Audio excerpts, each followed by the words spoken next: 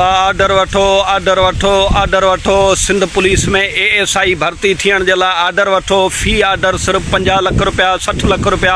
अगर तव्हां पढ़ियल ना आहियो, अगर तव्हांखे अंग्रेज़ी नथी अचे, अगर अवां सही तालीम तव्हां हासिल ना आहे कई, अगर तव्हां होशियार ना आहियो, अगर तव्हां सफ़ा ॼट आहियो त को मसइलो ई ना आहे। तव्हां वटि 5 एकड़ ज़मीन हुजणु खपे या तव्हां वटि हिकिड़ो प्लाट हुजणु खपे। अगर तव्हां वटि ज़मीन आहे, अगर तव्हां वटि प्लाट आहे त उनखे अॼु ई विकिणो ऐं फ़ौरन विकिणो। ऐं पुलिस जे ASI जे सीटनि में तव्हां भर्ती थियो 50 लाख रुपया 60 लाख रुपया 50 लाख रुपया 60 लाख रुपया। वाह रे सिंध हुकूमत ऐं वाह रे असांजा नसीब। हाणे साईं ASI भर्ती थियण जे लाइ बि 60 लाख 50 लाख रुपया भरणा पवंदा। अगर को होशियार आहे त भले पंहिंजी जॻह ते हुजे, अगर को अंग्रेज़ी जो माहिर आहे त पंहिंजी जॻह ते हुजे, को फ़र्क़ु कोन थो पए। तव्हां वटि अगर 60 लाख रुपया आहिनि त तव्हां बाआसानी ASI भर्ती थी सघो था। ऐं भर्ती थियण खां पोइ 50 लाख रुपया भरण खां पोइ बि तव्हांजे नसीब में वरी बि ग़ुलामी ईंदी। चेयरमैन जी, काउंसलर जी, MP जी, MNA जी, वॾेरे जी, उहा चापलूसी तव्हांखे करणी पवंदी।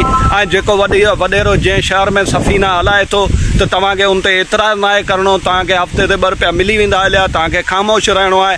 अगर को तव्हां केस में ॿधो था कंहिंखे त को मसइलो ई कोन्हे। पहिरियां वॾेरे खां चेयरमैन खां पुछिजो त भाई FIR करणी आहे या कोन्हे करणी। अगर साईं जिन चवनि त तव्हां FIR कजो, न त तव्हां न कजो।